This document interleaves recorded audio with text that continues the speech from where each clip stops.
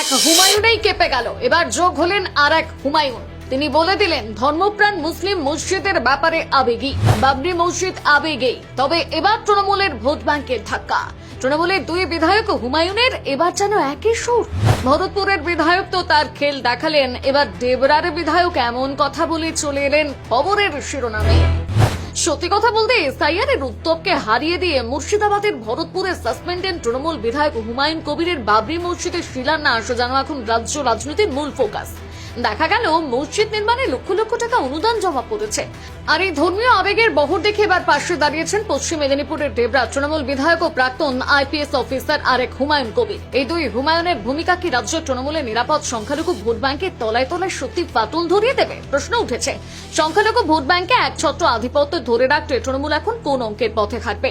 একটু পর্যালোচনা করলে দেখা যাবে ভরতপুরের বিধায়ক হুমায়ুন কবির যখন বাবরি মসজিদের নামে শিলান্যাস করছেন তখন তিনি দলের সাসপেন্ডেড সদস্য, কিন্তু তারপরেও নিজের লক্ষ্যে অবিচল থেকে ধর্মপ্রাণ মুসলিমদের মধ্যে প্রবল আবেগ তৈরি করেছেন তিনি। এবার দেবরার বিধায়ক হুমায়ুন কবির স্পষ্ট ইঙ্গিত দিলেন, যারা ধর্মপ্রাণ মুসলিম তারা মসজিদের ব্যাপারে খুব স্পর্শকাতর। 33 বছর আগে বাবরি মসজিদ ভেঙে দিয়েছে, এটা কেউ ভুলেনি। যেই শুনেছে বাবরি মসজিদ নাম সেই সবাই ঝাঁপিয়ে পড়েছে। দেখা যাচ্ছে এই আবেগের ঢেউ এতটাই জোরালো ধাক্কা দিয়েছে যে দেবরার বিধায়ককে শুধুমাত্র একই নামের কারণে ফোন করে মানুষ টাকা দিতে চাইছেন। অন্যদিকে সাসপেন্ডেড বিধায়ক ইতিমধ্যে 93 লক্ষ টাকা ব্যাংকে জমা পড়ার দাবি করেছেন। সাধারণ মুসলিম সমাজে বাবরি মসজিদ নির্মাণ নিয়ে গভীর সংবেদনশীলতা কাজ করছে, তা দানের বহর দেখলে সহজেই বোঝা যায়। আর এতে রীতিমতন চিন্তায় তৃণমূল কংগ্রেস, কারণ পশ্চিমবঙ্গে তৃণমূলের ক্ষমতা ধরে রাখার অন্যতম প্রধান কারণ হল সংখ্যালঘু ভোট ব্যাংকের উপর তাদের একছত্র আধিপত্য। 2011 সালে বিধানসভা নির্বাচনের পরিসংখ্যান কিন্তু সেই ছবিটাই তুলে ধরেছে।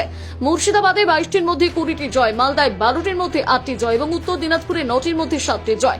এই তিনটি সংখ্যালঘু অধ্যুষিত জেলার প্রায় সব আসনে তৃণমূলের জয় রাজ্যের সামগ্রিক রাজনীতিতে তাদের অবস্থানকে সুরক্ষিত করেছে। একটু তলিয়ে দেখলে দেখা যাবে বিগত দিনে তৃণমূলে জেতার পেছনে সংখ্যালঘুদের অবদান ছিল সবচেয়ে বেশি। সাসপেন্ডেড হুমায়ুন কবির বাবরি মসজিদ আবেগকে পুঁজি করে এগিয়ে আসা এখন অনেকটাই বেগ পাচ্ছে তৃণমূল। ফলে এবার মুর্শিদাবাদে তৃণমূলের ভালো ফল হবে কিনা তাও নিশ্চিত নয়। ঠিক এই সময় আর এক প্রভাবশালী তৃণমূল বিধায়কের তার পাশে দাঁড়ানো নির্বাচনের আগে আর এক নতুন মেরুকরণের ইঙ্গিত দিচ্ছে।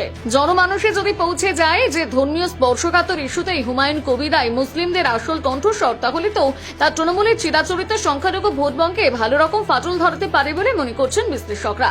এক হুমায়ুনের রক্ষে নেই, দোসর আরেক হুমায়ুন। এই পরিস্থিতিতে তৃণমূলের সংখ্যালঘু ভোট বাক্স নিয়ে চিন্তা বাড়ল নিশ্চিত।